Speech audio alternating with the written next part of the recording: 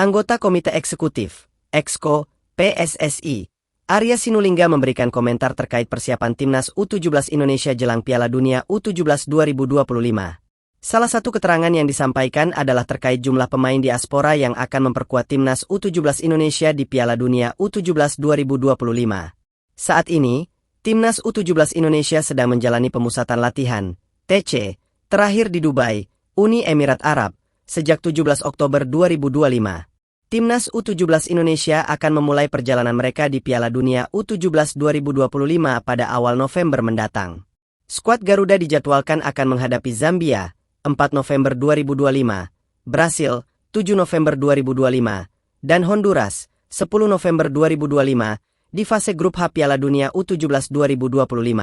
Sebagai bentuk persiapan, pelatih Nova Arianto akan memaksimalkan skuad yang ia bawa termasuk 4 pemain diaspora yang telah diseleksi. Adapun 4 pemain yang dimaksud adalah Mike Rajasa Hoppenbrouwers, Eizar Tanjung, Lucas Lee, dan Mateu Bakker.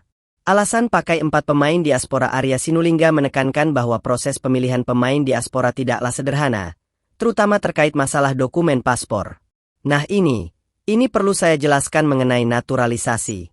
Agak beda dengan senior, atau di U23, atau U20. Kenapa? Karena di U17 itu masih susah kita untuk melakukan naturalisasi, kan nggak bisa naturalisasi. Ujarnya dalam wawancara di Jakarta Selatan, Selasa, 28 Oktober 2025, dikutip dari bolasport.com. Lebih lanjut, ia menambahkan, untuk pemain U17, orang tua mereka harus memiliki paspor Indonesia. Apakah dulu waktu dia lahir, salah satu orang tuanya masih punya paspor Indonesia? Paspor dalam arti dokumentasinya betul, paspor. Kalau enggak, terpaksa menunggu lama, jelas Arya. Dia juga menekankan bahwa pemain yang orang tuanya tidak memiliki paspor Indonesia saat anaknya lahir akan menghadapi kesulitan dalam proses naturalisasi. Untuk 20 kan dia sudah memilih, ya usia 18-20 itu sudah memilih itu. Mereka bisa proses naturalisasi, tambahnya.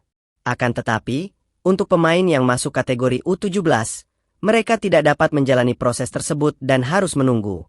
Tantangan dokumen orang tua Arya juga menyebutkan bahwa ada pemain yang kedua orang tuanya memiliki paspor Indonesia, tetapi mereka telah tinggal di luar negeri. Hal ini juga menjadi tantangan dalam mendapatkan pemain diaspora yang dapat bergabung dengan Timnas U17 Indonesia. Anggota Exco PSSI itu menyatakan tidak banyak pemain diaspora yang bisa membela Timnas U17, kecuali jika mereka dan orang tua mereka sudah memiliki paspor Indonesia sejak awal. Nah itu yang bisa kita proses untuk bermain di Piala Dunia sekarang ini. Jadi harus dipahami nih perbedaannya antara pemain yang U17 sama yang di junior senior, ungkap Arya. Dia menjelaskan bahwa proses naturalisasi untuk pemain U20, U23, dan senior jauh lebih mudah dibandingkan dengan pemain U17 yang harus memenuhi syarat tertentu terkait dokumen dan status kewarganegaraan orang tua. PSSI memiliki alasan kuat mengapa hanya sedikit pemain diaspora yang dibawa untuk Piala Dunia U17 2025. Alasannya, mereka tidak dapat sembarangan melakukan naturalisasi untuk pemain yang masih berusia di bawah 20 tahun. Daftar pemain Timnas U17 Indonesia berikut ini adalah daftar pemain Timnas U17 Indonesia di Piala Dunia U17 2025 Qatar. Kiper, Dava Al-Ghasemi, Randy Razaku, Mike Rajasa Hoppenbrouwers. Belakang, Fabio Azkairawan, Dava Zaidan, Ida Bagus, Putu Panji, Mateu Bakker, Eizar Tanjung, Lucas Lee, Ilham Romadona, Muhammad Al-Ghazani, Azizu Milanesta. Tengah, Evandra Florasta, Muhammad Zahabi Goli, Nazriel Alvaro, Raffi Rashik. Depan, Fadli Alberto Hengga, Dimas Adi, Fandi Ahmad, Mirza Firjatullah.